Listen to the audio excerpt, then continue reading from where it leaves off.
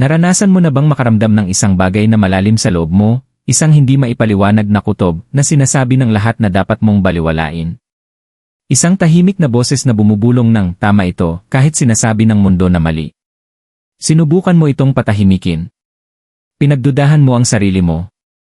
Naisip mo kung guni-guni mo lang ba ang lahat. Pero paano kung ang pakiramdam na yon ay hindi kailanman nagkamali?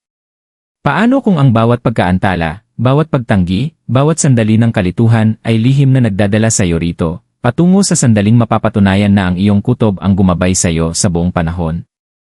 Para sa Aries, hindi lang ito basta pag-isip. Ito ang sandali kung kailan ang katotohanan ay tuluyan ng tatabi sa iyo. Sa mahabang panahon, tahimik mong pinasan ang mga tanong sa loob mo. Ramdam mo ang hatak ng sarili mong tinig, ngunit mas malakas ang ingay ng mundo, mga opinyon, inaasahan, at mga babalang paulit-ulit na nagpapaalinlangan sa iyo.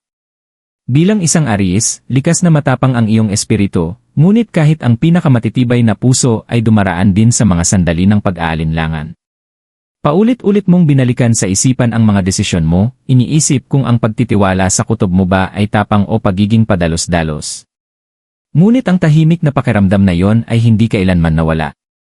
Matyaga itong naghintay, lalong tumitibay sa tuwing pinipili mong makinig kahit kaunti lang. Ang paglalakbay na ito ay hindi kailanman tungkol sa pagpapatunay ng sarili sa iba. Ito ay tungkol sa muling pagkatutong magtiwala sa sarili mo. Ang nasa unahan mo ay hindi biglaan o aksidente, ito ang natural na bunga ng paggalang sa kung ano ang matagal mo nang nararamdaman. At ngayon, ang kwento ay nagsisimula ng magbago, dahan-dahan ngunit walang dudang, pabor sa'yo. Iyan ay panloob labanan, pag-aalinlangan, katahimikan, paghihintay. May mga sandaling ang pagtitiwala sa sarili mo ay parang pagtayo ng mag-isa sa gitna ng isang masikip na silid. Ramdam mo kung ano ang tama, ngunit tila mas malakas, mas kumpiyansa, at mas kapanipaniwala ang bawat boses sa paligid kaysa sa sarili mong tinig. Bilang isang Aries, kilala ka sa tapang at pagkilos, ngunit kahit ang apoy ay maaaring manginig kapag napapalibutan ng pagdududa.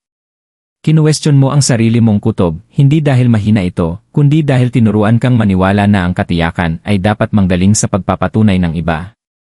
Paulit-ulit mong binabalikan sa isip ang mga pag-uusap tuwing gabi, iniisip kung dapat ka bang nagsalita, kumilos ng mas mabilis, o naghintay pa ng mas matagal.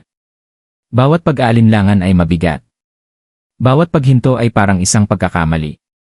Nakita mo ang iba na tila nauuna, tila sigurado sa direksyong tinatahak nila, habang ikaw ay nananatiling nakapirme, nakikinig, nakakaramdam, may namamalas na hindi nakikita ng iba. Minsan, parang hindi patas. Alam mong may lakas ka, determinasyon, at malinaw na pananaw kaya bakit parang mabagal ang pag-usad. Ang pinakamasakit ay hindi ang kabiguan, kundi ang kawalan ng kasiguruhan. Ang takot na baka nililinlang ka ng sarili mong intuisyon.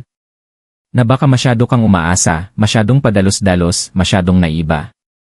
Sinubukan mong sundin ang mga payong hindi naman tugma sa puso mo. Tinahak mo ang mga landas na mukhang ligtas ngunit pakiramdam mo'y walang laman. At sa tuwing binabaliwala mo ang hatak na yon mula sa loob, may isang bahagi sa iyo na lalong tumatahimik, mas bumibigat, mas hindi mapakali. Ngunit kahit sa katahimikan, hindi ka kailanman iniwan ng iyong intuisyon. Naghintay lamang ito. Matyaga. Matatag. Parang apoy na protektado laban sa hangin, buhay pa rin sa ilalim ng lahat. Ang bawat pagkadapa, bawat pagkaantala, bawat saradong pinto ay humuhubog sa iyong kamalayan. Tinuturuan kang kumilatis. Tinuturuan kang magtiwala. Tinuturuan kang ang kapangyarihan mo ay hindi kailanman minadali, ito ay nilalayong makilala at maunawaan. Ang yugtong ito ay hindi parusa. Ito ay paghahanda.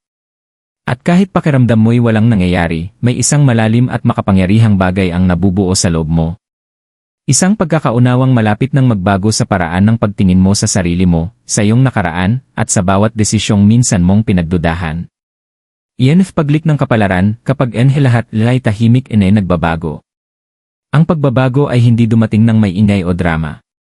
Dumating ito ng marahan, halos hindi mapansin, parang isang isipang ayaw ng baliwalain. Isang sandali, patuloy mo pa rin kinukwestiyon ang sarili mo tulad ng dati, at sa susunod, may kakaiba ng pakiramdam. Ang pagdududang dating napakalakas ang boses ay unti-unting nawalan ng kapangyarihan. Hindi dahil biglang sinang-ayunan ka ng mundo, kundi dahil tumigil ka ng humingi ng pahintulot nito. Para sa Aries, ang sandaling ito ay banayad ngunit makapangyarihan. Nagsimula kang makakita ng mga pattern kung saan dati ay puro kaguluhan lang ang naroon. May mga munting senyales na lumitaw, hindi bilang mga himala, kundi bilang mga kumpirmasyon. Ang mga pag-uusap ay nagtagpo sa hindi inaasahang paraan. Ang mga oportunidad ay dumaan sa iyo sa tamang oras. Kahit ang mga sandali ng katahimikan ay nagsimulang makaramdam ng saysay, imbes na kawalan. Naging malinaw na hindi ka na naghihintay, ikaw ay umaayon na. Napagtanto mo na malinaw nang nagsasalita ang iyong intuisyon noon pa man. Hindi ito tungkol sa pagmamadali o pagpipigil, ito ay tungkol sa tamang tiyempo. Ang bawat paghinto ay may layunin. Ang bawat pagkaantala ay nagpoprotekta sa iyo mula sa mga landas na hindi kailanman itinadhana para sa iyo. Ang dating pakiramdam na parang pagkakastagnant ay nagbunyag ng tunay nitong anyo, isang paglilihis patungo sa mas tama. May isang tahimik na kumpiyansang unti-unting lumalago sa loob mo. Naging mas madali ang paggawa ng desisyon, hindi dahil malinaw agad ang mga sagot, kundi dahil nagtitiwala ka na sa sarili mong pumili ng wasto. Nariyan pa rin ang takot, ngunit hindi na ito ang may kontrol. Sa halip, nakatayo na ito sa tabi ng tapang, bilang paalala kung gaano nakalayo ang narating mo. Binago rin ng pagbabagong ito ang paraan ng pagtingin mo sa iyong nakaraan. Ang mga sandaling dati mong pinagsisisihan ay hindi na mukhang kabiguan. Naging mga aral sila, mga aral na kailangang pagdaanan. Tumigil ka ng magtanong ng, paano kung nagkamali ako, at nagsimula kang magtanong ng, paano kung tama pala ako mula pa noong una. Ang tanong na yun lamang ay sapat na upang baguhin ang lahat. Ang paglikong ito ng kapalaran ay hindi isang wakas. Isa itong pagbabalik sa iyong mga kutob, sa iyong katotohanan, sa apoy na nasa loob mo. At mula sa lugar na ito ng malinaw na kamalayan, nagsimulang tumugon ang universo sa ibang paraan. Ang mga pintuang dati matigas ay unti-unting bumubukas ng kusa. Hindi dahil pinilit mo, kundi dahil sa wakas, ikaw ay naglalakad na ayon sa kung sino ka talaga. Patunay i-kumpirmasyon, kapag hinahabol ng realidad yan di iyong intuisyon. Ang patunay ay hindi dumating ng biglaan. Dumating ito ng paunti-unti, marahang naglaladlad, na parabang ang mismong buhay ang nagsasabing, kita mo. Tama ang pakikinig mo. Sa simula, maliliit lamang ang mga kumpirmasyon, halos madali pang baliwalain. Isang desisyong dati mong kinatatakutan ang napatunayang tama. Isang landas na iniwasan mo ang naglantad ng mga kapalit na buti na lang at hindi mo pinili. Ang mga sitwasyong dati nakalilito ay biglang naging malinaw, na parabang inangat ng panahon ang isang tabing na hindi mo man lang alam na naroon. Para sa Aries, ito ay lubhang nakapagpapatibay. Nagsimula mong mapansin kung gaano kadalas kang binabalaan ng iyong kutob bago pa man magsalita ang mga salita. Ang mga tao ay unti-unting naglantad ng tunay nilang intensyon, eksakto sa paraang matagal mo nang naramdaman. Ang mga oportunidad ay lumitaw sa mga espasyong akala mo'y mga dead end na. Ang mga dating mukhang pagkakataon lamang ay nagsimulang magmukhang sinasadya. May isang sandali, tahimik, personal, at hindi maikakaila kung kailan tuluyan itong nag-click. Napagtanto mo na ang hindi komportableng pakiramdam na naranasan mo noon ay hindi takot. Ito ay kamalayan. Pinoprotektahan ka ng iyong intuisyon kahit sa mga panahong pinagdudahan mo ito. Sa tuwing pinili mo ang pagtitimpi kaysa padalos-dalos na kilos, ang pakikinig kaysa agarang reaksyon, ikaw ay ginagabayan palayo sa mga hindi kailangang paghihirap.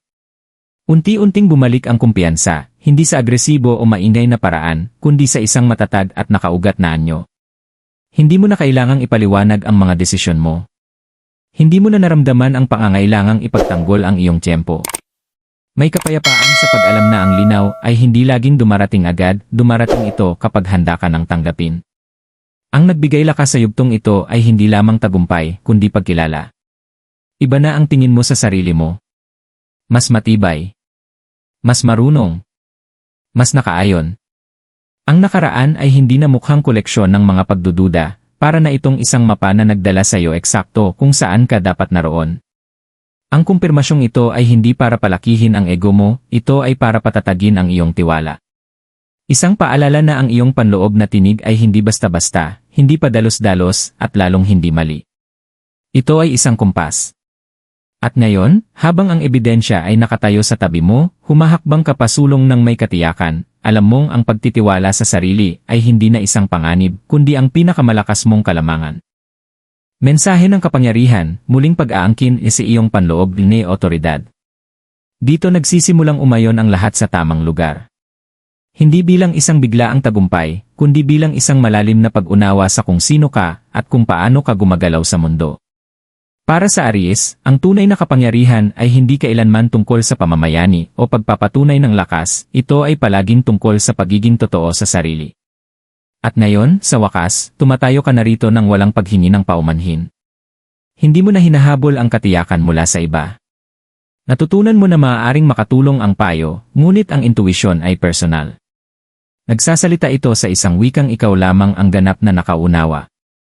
Ang kumpiyansang unti-unting lumalago sa loob mo ay hindi maingay o padalos-dalos, ito ay kalmado, matatag, at hindi matitinag.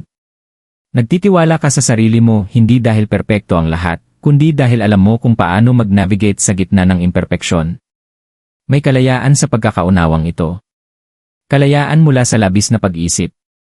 Kalayaan mula sa pagsisisi. Kalayaan mula sa takot na magkamali. Nauunawaan mo na ngayon na kahit ang mga pagkadapa ay may dalang karunungan kapag ginabayan ng kamalayan. Ang bawat desisyon ay nagiging kilos ng paggalang sa sarili, hindi ng pagdududa sa sarili. Iba na ang galaw mo ngayon. Humihinto ka kapag kailangan. Kumilos ka kapag tama ang pakiramdam. Pinakakawalan mo ang hindi na umaayon ng walang guilt. Ito ang tunay na lakas, hindi pamimilit, kundi pagkakaayon. At kapag mula rito ka kumikilos, tumutugon ang buhay ng may gaan sa halip na pagtutol. Higit sa lahat, tumitigil ka na sa pagtalikod sa sarili mo. Iginagalang mo ang iyong mga kutob kahit hindi pa agad malinaw ang lahat. Nagtitiwala ka sa tamang tiyempo sa halip na labanan ito. Nauunawaan mo na ang apoy sa loob mo ay hindi kailanman nilayong magliyab ng walang direksyon, ito ay nilayong magbigay liwanag sa landas mo. Ang kapangyarihang ito ay hindi pansamantala. Ito ay pinaghirapan sa pamamagitan ng karanasan, pagninilay at tapang. At mula sa puntong ito pasulong, ang pagtitiwala sa sarili ay hindi na aral na natututuhan mo, ito ay isang katotohanang isinasa buhay mo. Ano man ang nasa unahan, haharapin mo ito ng may tatag, kamalayan, at katiyakan sa isang bagay, ang iyong intuisyon ay hindi na kailangang questionin. Ito ay susundin. Sa pagbabalik tanaw mo ngayon, iba na ang pakiramdam ng paglalakbay kaysa dati. Ang dati mong tinawag na kalituhan ay nagbubunyag na ngayon ng tunay nitong anyo, isang gabay. Ang pakiramdam na parang pagkaantala ay nagpapakita ng layunin nito bilang proteksyon.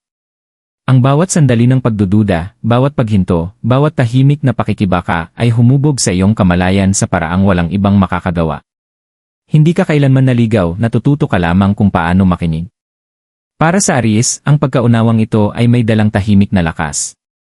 Hindi mo na kailangan ng katiyakan mula sa labas.